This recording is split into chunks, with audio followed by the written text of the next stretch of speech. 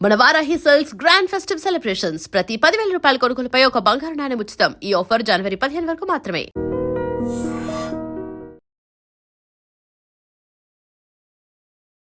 Hi hello నమస్తే welcome back to our channel. నేను మీ వైషు. ముగ్గు ఎందుకు వేయాలి?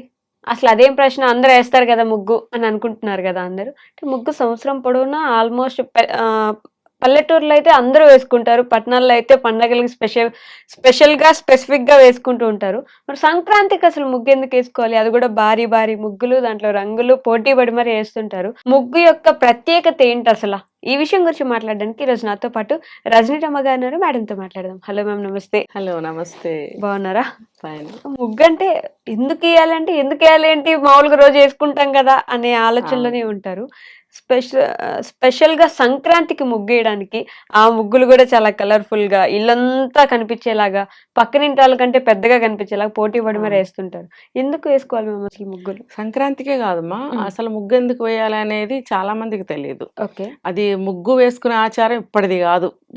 ఇప్పుడు ఒక తెలుగు రాష్ట్రాల్లోనే కాదు, కొన్ని స్టేట్స్లో కొన్ని రాష్ట్రాల్లో కూడా వేస్తూ ఉంటారు. ఇప్పుడు తమిళనాడు, మహారాష్ట్ర, కర్ణాటక, ఇప్పుడు మన తెలుగు రాష్ట్రాలు ఇట్లా వేస్తూ ఉంటారు. ఇంకా కొన్ని నార్త్ స్టేట్స్లో కూడా అక్కడక్కడ అన్నట్టు స్పెషల్ డేస్లో స్పెసిఫిక్గా కొన్ని ముగ్గులు వేసుకుంటూ ఉంటారు. వాళ్ళు ఒక అందం, అలంకారం, ఒక సంబరం కింద వేసుకుంటారని నేను అనుకుంటున్నాను నార్త్ ఇండియన్స్.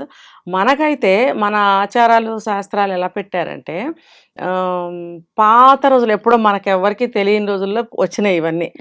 ఇప్పుడు కూడా ఒక మాట వింటూ ఉంటాం, టైం అయిపోతుంది ముగ్గేవే అమ్మాయి అని తల్లి అంతే కనుక. అంటే ఆడపిల్లలకి ముగ్గేమని చెప్తూ ఉంటారు కొంతమంది ఇళ్లలో. అంటే ఆడపిల్లలకి అన్ని వచ్చి ఉండాలి అని అన్నప్పుడు, నాకు టైం అయిపోతుంది అని అంటే ఒక ముగ్గు కర్ర పడేసి వెళ్ళు అంటుంటారు. ముగ్గు ఏంటి, కర్ర ఏంటి అని అనుకుంటాం కదా. యాక్చువల్గా ఏంటంటే, గుమ్మానికి ముందు ఫస్ట్ అడ్డంగా 2 గీతలు గీస్తాం, దాన్ని ముగ్గు కర్ర అంటాము. తర్వాత ముగ్గు ఒక దాంట్లో ఫిల్ చేసి వేస్తాం, దాన్ని కూడా ముగ్గు కర్ర లేకపోతే సంథింగ్ అంటూ ఉంటారు. అయితే ఆ ముగ్గు కర్ర అనడానికి నాకు తెలిసిన విషయం అయితే ఇది. మా అమ్మమ్మల కాలం నుంచి వింటున్నాం ఈ మాట. ఒక కర్ర పడేసిపో త్వరగా అంటారు. కర్ర పడేసిపోవడం ఏంటని నేను చిన్నప్పుడు. తర్వాత తెలుసుకుంటే అర్థం ఏంటంటే, ఇలా అడ్డంగా 2 గీతలు గీసిన తర్వాత ఏదైనా ఒక చిన్న ముగ్గు రెగ్యులర్ గా పెట్టుకునేవి చిన్న చిన్న ముగ్గులు వేసుకుంటారు. మళ్ళీ 4 పక్కల కూడా గీతలు 2 గీస్తూ ఉంటారు. అసలు ముగ్గు అదే. గీతల ప్లేస్ లో గీతల మీద ఇంకొంచెం డిజైన్ కూడా వేస్తున్నారు చాలా మంది. అసలైతే 2 ముగ్గు కర్రలు ఇలా వేస్తారు. చిన్న ముగ్గు వేసిన తర్వాత మళ్ళీ దానికి 3 పక్కల చిన్న చిన్న కర్రలు వేస్తారు.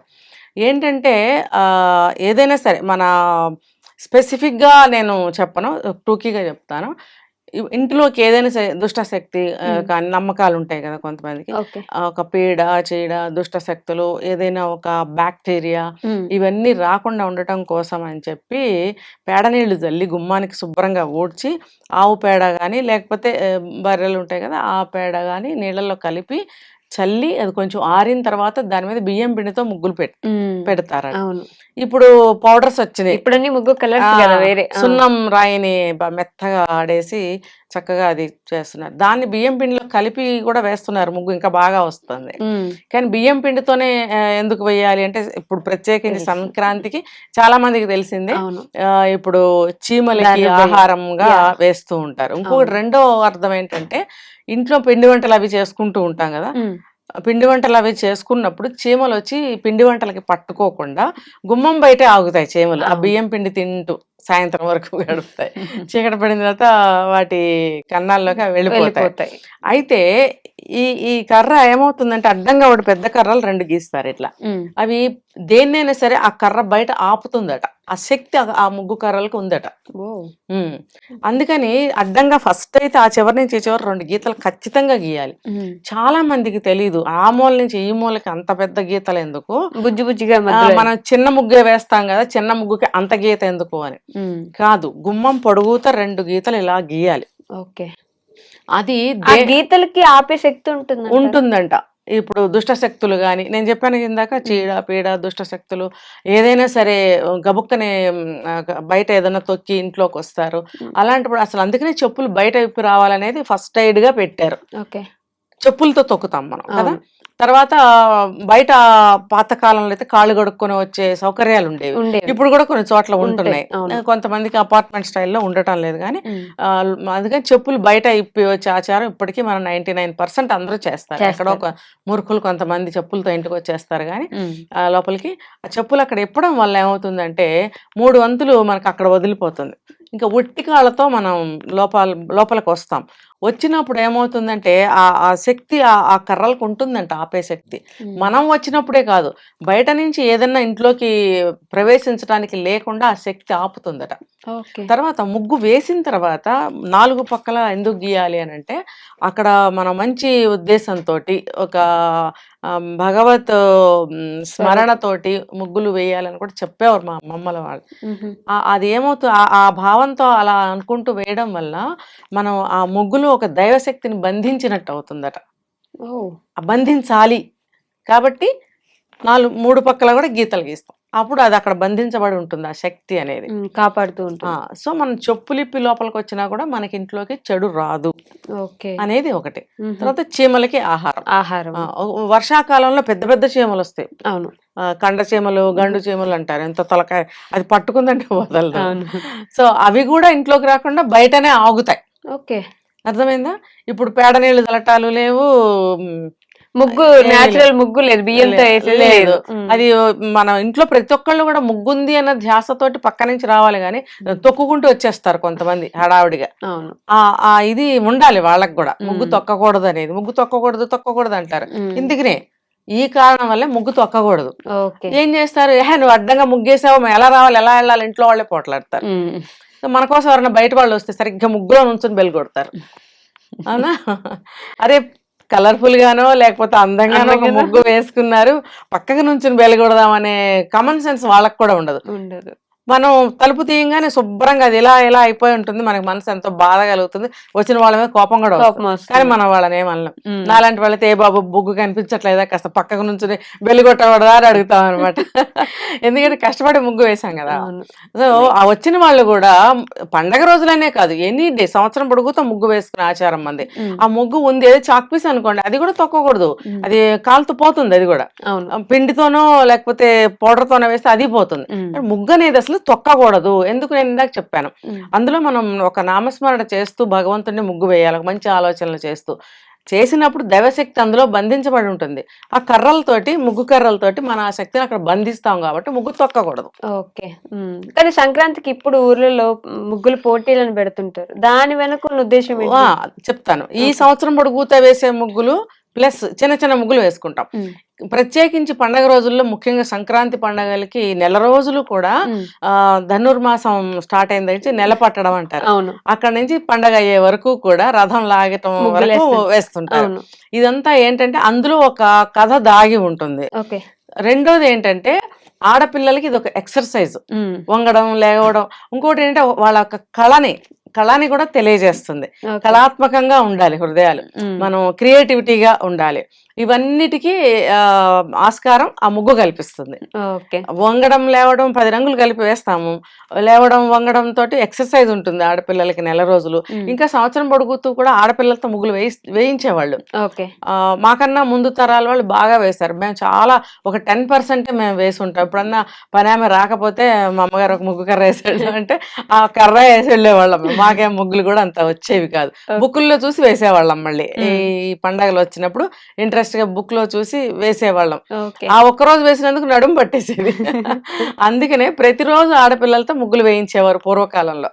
సంక్రాంతి పండగ అప్పుడు వాళ్ళల్లో ఉన్న కళాహృదయం, వాళ్ళల్లో ఉన్న క్రియేటివిటీ, వాళ్ళల్లో ఉన్న ఇంట్రెస్ట్, తర్వాత వంగి లేవటం వల్ల కలిగే ఎక్సర్సైజ్, ఇదంతా కూడా ఉపయోగం, దానివల్ల బెనిఫిట్. కాబట్టి ముగ్గులు వేయిస్తారు. ఇంకొకటి ఏంటంటే పోటీ పెట్టడం వల్ల, పోటీ ఉండడం వల్ల వీళ్ళల్లో ఉత్సాహం పెరుగుతుంది. నాకు ఫస్ట్ రావాలంటే నాకు ఫస్ట్ రావాలి, ఆ ఉత్సాహం ఉండటం వల్ల కూడా ముగ్గులు వేసి ఇంకా ముందుకి ఏమంటారు పోటీలో పాల్గొనడానికి అవకాశం అన్నమాట. ఇన్ని అర్థాలు ఉన్నాయి. అంతేగాని ఊరికే ఇప్పుడు పోటీ అంటే అప్పటికప్పుడు చూసి ప్రాక్టీస్ చేసి వేసేస్తున్నారు. ఇది కాదు అసలు. అలా ఉండేది. ముందు నుంచి ప్రిపేర్ అయ్యేవాళ్ళు. ప్రతి సంవత్సరం నెల రోజులు ముగ్గులు వేయడం వలన వాళ్ళకి చూడకుండానే ఎంత పెద్ద ముగ్గులన్నా వేసేస్తారు. అవును, రథం ముగ్గేస్తారు లాస్ట్ రోజు. ఇంకొకటి మా పని పిల్ల చెప్తుంది, చాప సీతమ్మ వారి చాపాట, అది ఇక్కడ మొదలు పెడితే ఏ ఊరు వెళ్ళిపోతామో తెలియదు మాకు అని చెప్తున్నారు. అంటే అది అల్లిక కదా, ఎండ్ ఉండదు దానికి, వేసుకుంటూ పోతూ ఉంటారు. ఎండ్లెస్ అన్నమాట ఆ ముగ్గు సీతమ్మ వారి చాప అనేది. ఆడపిల్లలందరూ వీధుల్లో వాళ్ళు ఈ వీధి నుంచి ఆ వీధి నుంచి అందరూ కలుపుకుంటూ పోతారంట. అది చూసారా ఆ పోటీ తత్వం, జనాన్ని కూడా కలుపుకుంటూ కదా వాళ్ళు, వీళ్ళందరూ పరిచయం అవుతూ ఉంటారు కదా, స్నేహభావం అది ఒకటి, ఎవరు విరోధాలు లేకుండా. ఇంకొకటి ఏంటంటే ఉత్సాహం కూడా బాగా ఉంటుంది వాళ్ళల్లో. అరే నాదైపోయింది నీదైందా లేదా ఇలా మాట్లాడుకుంటూ ఉంటారు. అలా కలపడం వల్ల ఏమవుతుందంటే నువ్వు అన్నట్టు అందరినీ కలుపుకోవాలి అనే మనస్తత్వం. కోపం ఉంటుంది ఎప్పుడన్నా ఒకసారి నీళ్ల దగ్గర పంపుల దగ్గర గొడవ, లేకపోతే వాళ్ళ చెట్లు ఒక మందార మొగ్గ కోసుకుని వెళ్ళిపోయారన్న కోపం వచ్చినప్పుడు, నేను దాని చాపతో కలిపేదేంటి నా రథం దాని రథంతో కలిపేదేంటి అని అనుకోకుండా ఇలాంటి పండగల ముగ్గుల సందర్భంలో కలిపేస్తారు. అవును, కలిపేసినప్పుడు పాత కోపాలు పోతాయి. ఊళ్ళల్లో బాగా తెలుస్తుంది ఇదంతా, మనకి ఇక్కడ తెలియదు. అలాగే రథం ముగ్గులు కూడా వేసినప్పుడు అవన్నీ కలుపుకుంటూ ఏదో ఊరు వెళ్ళిపోతారంట. నాకు బాగా నవ్వు వచ్చింది, సంతోషం వేసింది. ఏంటంటే అట్లా ఐకమత్యం అనేది కూడా, ఆ కలపడం అనేది ఐకమత్యం. ఇప్పుడు ఒక స్వామి రథం అంటే సూర్య రథం కింద మనం భావించేస్తాం. వేసినప్పుడు ఆ రథం ఒక్కళ్ళతో లాగలేరు కాబట్టి అందరూ కలిసి లాక్కెళ్ళాలి. అందుకని అందరు ఇళ్ల ముందు రథం వేసి అందరు తాళ్ళు ఇక్కడ కలిపి అందరూ వెళ్ళిపోతారంట. అది బాగుంది నాకు. సో ఇలా ఇలా అంతరార్థాలు ఎన్నో ఉంటాయి అన్నమాట. ఒక ముగ్గు వెనక ఎన్ని ఉంటే ఇంకా వేరే విషయాలు ఎంత ఉంటుంది చూడాలి మనం. సో ఈ ముగ్గు వెనక ఇంత ఉంది కాబట్టి ఎవరైనా అమ్మాయిలు ఎప్పుడైనా పని మనిషికి ముగ్గులు వేయటం వదిలేయకుండా మీరు ముగ్గు వేసుకుంటే అది చాలా, నిజంగా చెప్తున్నాను వైష్ణవి, చాలా హ్యాపీనెస్ వస్తుంది. చాలా అంటే చాలా. వంగలేని వాళ్ళకి ఏం చెప్పలేం కానీ వంగగలిగి మంచి యాక్టివ్ గా పిల్లలు ఉంటారు కదా, నీలాంటి అమ్మాయిలు చక్కగా వేస్తుంటే చాలా అంటే చాలా బాగుంటుంది. వేసి అది ఎక్స్పీరియన్స్ చేయండి. Okay ma'am, thank you. And for more videos, please subscribe to iDream. Please subscribe to iDream. Please subscribe iDream. And please subscribe to iDream. For more videos, subscribe to iDream. please like, share and subscribe to the channel. Congratulations, iDream. Subscribe to iDream. Subscribe to iDream. So subscribe to iDream Media. iDream ki iDream team andarki huge congratulations. Please subscribe iDream Media. Please subscribe to iDream. Subscribe iDream. Please subscribe to iDream. iDream అంటే నా కళల channel subscribe చేసుకున్న నోరు తిరుగుతలేదు, మీరైతే గంట గుర్తు కొట్టండి. For more such videos, please subscribe to iDream. Subscribe to iDream. Please subscribe to iDream. Please subscribe iDream Media. Please do subscribe to iDream. Please subscribe to iDream Media. For best entertainment and information, please subscribe iDream. And don't forget to subscribe to iDream.